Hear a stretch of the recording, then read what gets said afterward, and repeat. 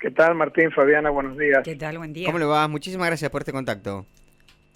Por favor, de nada. Bueno, profesor, vienen trabajando ya desde la universidad, vienen trabajando en un equipo interdisciplinario, mezclando obviamente los saberes de diferentes áreas para tratar de medir, no sé si esa es la palabra, pero tratar de medir o diseñar, si se quiere, un índice de pobreza multidimensional que sea superador a lo que mide hoy el INDEC. Bueno, ¿qué nos puede contar de este trabajo? Sí, es así. Te puedo contar que es un índice que estamos desarrollando con 6 facultades, 6 unidades académicas de la Universidad Nacional de Córdoba, con un equipo de más de 30 docentes e investigadores, becarios, estudiantes postdoctorales, de arquitectura, de económicas, de médicas, de ciencias sociales, de comunicación, etcétera, sí, de muchas ramas de la ciencia, para tener un índice lo más abarcativo posible de las dimensiones que para la provincia de Córdoba consideramos que hacen a la pobreza multidimensional. La idea es proporcionar una medida más integral, más contextualizada de la pobreza, que sirva a su vez como fin último para orientar políticas públicas más efectivas. Claro, ¿sí? claro. Que es el propósito de todo índice, ¿no? Tener un diagnóstico. Exacto, sí. En general, nuestra idea es que esta medida sea una medida complementaria de la forma tradicional en que se mide la pobreza, que es la pobreza monetaria, la pobreza por ingresos, ¿sí? Esa medida que cuenta cuántos hogares están por debajo de la línea de pobreza, ¿no?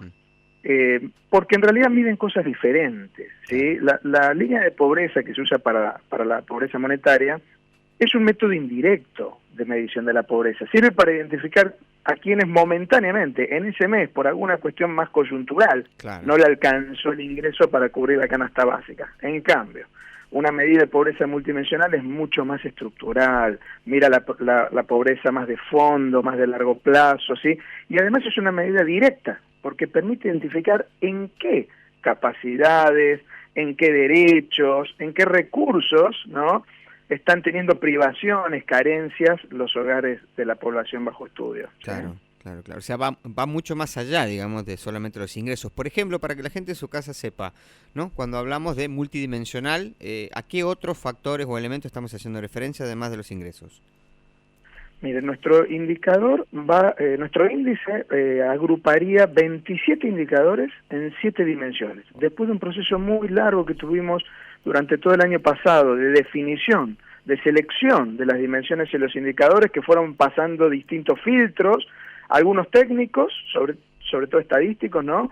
Y otros también basados en la misma población. Hace poquito hicimos una encuesta piloto para hacer los últimos ajustes del índice, y a la misma población le preguntábamos, que participó del estudio, si estaban de acuerdo con que las cosas que para nosotros, ¿no?, nuestro grupo de expertos había definido como aspectos relevantes para la pobreza, lo era también para ellos, ¿no?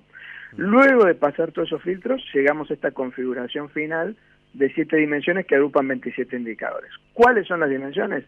Algunas son las tradicionales: vivienda, servicios públicos, educación, ¿no?, salud, pero hay algunas también bastante innovadoras. Por ejemplo, una dimensión de ambiente, que tiene indicadores de condición ambiental, de asentamiento de tierra, de entorno verde.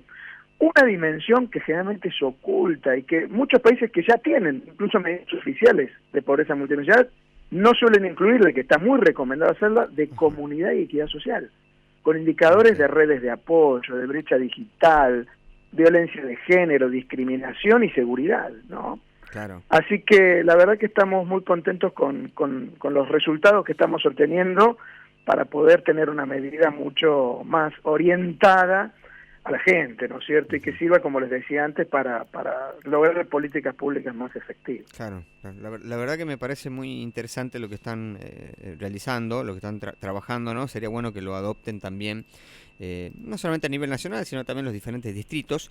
Y a mí esto me gusta para tratar de demostrar un poco a las personas que están en su casa. Bueno, los que han cursado alguna carrera en la universidad pública lo saben, aquellos que nunca lo han cursado se los contamos, pero tantas cosas que se pueden resolver convocando a las universidades, ¿no? Como por ejemplo la realización de este índice en la provincia acá de Tucumán. En algún momento se convocó también a las universidades para hacer el estudio de costo del transporte público, algo que se podría hacer tranquilamente de nuevo, pero digo, si se confiara un poco más, por parte de las autoridades gubernamentales en las universidades y se le encargara este tipo de trabajos, ¿cuántas cosas podríamos tener hoy en Argentina, no?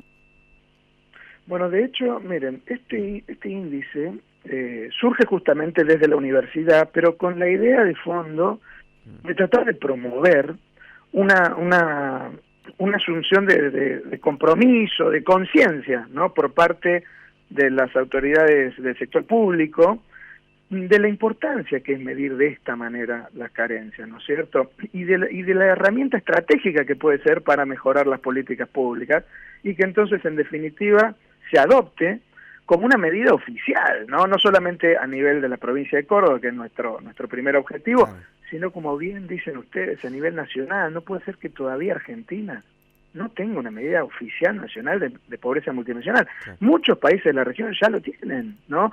Chile hace muchísimos años, sí. Uruguay desde el año pasado, en el resto de Latinoamérica, Colombia, México, hasta República Dominicana tiene un índice de pobreza multidimensional. ¿Cómo no vamos a tener nosotros, no es cierto? Claro. Y en relación a cómo las universidades pueden contribuir con ello, y nuestra relación con Tucumán, miren, les voy a contar algo muy interesante tal vez para ustedes. Ajá. Uno de nuestros integrantes es de Tucumán, trabaja en la Dirección General de Estadísticas, ajá, de Tucumán, el INDEC de Tucumán, digamos, sí, ¿no? Sí, sí. Y en la Universidad Nacional de Tucumán, y para nosotros fue muy importante su colaboración porque justamente una de las primeras experiencias que hubo para medir con enfoque consensual, es decir, con el acuerdo de la población, la pobreza multidimensional, se hizo en Tucumán, ¿sí? Y nosotros hemos tomado como modelo a ese enfoque y lo hemos incorporado. Nosotros tenemos varios enfoques asumidos como para medir la pobreza, pero uno es el enfoque consensual y eso lo adoptamos de la experiencia que ha tenido Tucumán, así que para nosotros ha sido muy importante esa colaboración. Claro. Perdón, ¿quién es? Estoy hablando, perdón, porque me está escuchando, de Raúl García, ¿no? Sí, que es un gran colaborador nuestro. Profesor mío en la facultad, Raúl. Así que le mandamos un abrazo grande. Excelente persona, excelente, y la verdad que ha colaborado muchísimo con nosotros. Qué bueno esa colaboración entre las diferentes casas de estudio, ¿no? de la República Argentina, que bueno, son en realidad todo parte de una misma familia enorme, ¿no? Que tiene nuestro país, ¿no? Exacto, así es. Sí. Profesor, para cerrar el tema, ¿no? Porque me parece importante hoy que se habla mucho de los números de la economía, muchos aquellos cuestionados, sobre todo por sectores de la oposición, si mide bien, si mide mal, qué es lo que mide, qué es lo que no mide. Usted nos mencionaba que ya muchos países de la región están avanzando en adoptar este tipo de mediciones, ¿no? Que miden varias dimensiones y no solamente el de los ingresos. Vamos a ser justos porque podemos caerle al gobierno nacional si se quiere, pero lamentablemente este es un programa que trasciende gobiernos, ¿no? Nadie actualizó las mediciones para tener un diagnóstico exacto de la realidad porque no les conviene mucho en términos políticos, ¿no? Bueno, en general sí, en Argentina hay un problema con la pobreza monetaria, ¿no? Y es que, por un lado, viene atrasada la actualización de la canasta que se usa para medir la llamada canasta básica, la alimentaria y la total, por otro lado, que son las que se usan para determinar las líneas de indigencia y la línea de pobreza monetaria. Mayor razón aún para contar con una medida complementaria, ¿no? Como es un índice de pobreza multidimensional, ¿sí? Pero además también yo creo que en Argentina la medida tradicional de pobreza ha sido muy afectada por la inflación, ¿no?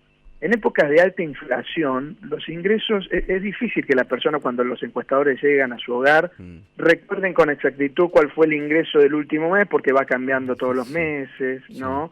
Es cierto que cuando baja la inflación, como venía pasando, ¿sí? Excepto los últimos meses, vieron que fue subiendo un poquito, pero hablando en términos más comparativos con respecto al año pasado, digamos, ¿no? Sí. Ahí hay como una recuperación de la conciencia de los precios, de los salarios, y entonces empieza a mejorar la medida. ¿Y qué suele pasar ahí?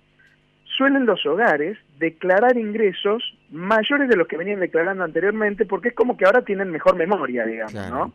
Y eso hace parecer como que los ingresos le ganan a la inflación. Ha pasado, donde hay más controversia, es en la parte de los salarios del sector no registrado, el sector informal, ¿no es cierto? Que viene ganándole en teoría, según estas medidas oficiales, no la inflación, pero tiene que ver mucho con esto, ¿no?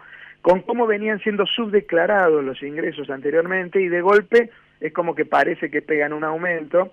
Y esto también, como le decía hace un ratito, es mayor razón para notar que la medida tradicional de pobreza está muy sujeta a los vaivenes coyunturales de los ingresos Claro. y de la inflación, ¿no? Y que hace falta una medida más estructural como es un índice de pobreza multidimensional. Claro. Adrián, muchísimas gracias por su tiempo. Por favor, gracias a ustedes por el interés en nuestro proyecto. Bien, que tenga un buen día. Hablábamos con el economista y profesor Adrián Moneta Pizarro.